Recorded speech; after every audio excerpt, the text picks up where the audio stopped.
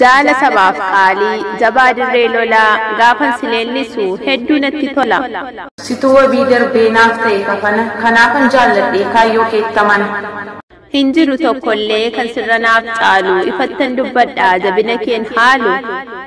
Mirkaneeffadhee tan jabina kee hima kanan ittamani tokkichi koosuma.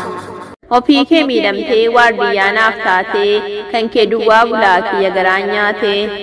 Hiree dhuunfaa keetii fedhii kee dagattee bosonatti galtee kilaashii qabattee. Ququuqqaa cirrachaa godhattee ciisichaa beela dandamattee kaayyoo keetti cichaa. Qoree dhagaa gidduu bonaa ganna kaattee gogaan kee luqqee bineensa fakkaattee.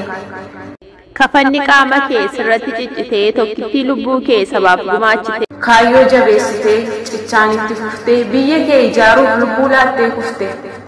Yoo mannatti tolee si dagadhee rafe seenaa keetu seenee onnee koorratti hafe. Silaa si dagattee onneen nan boqottu yoomuu galmeen seenaa maqaa kee hin dagattu.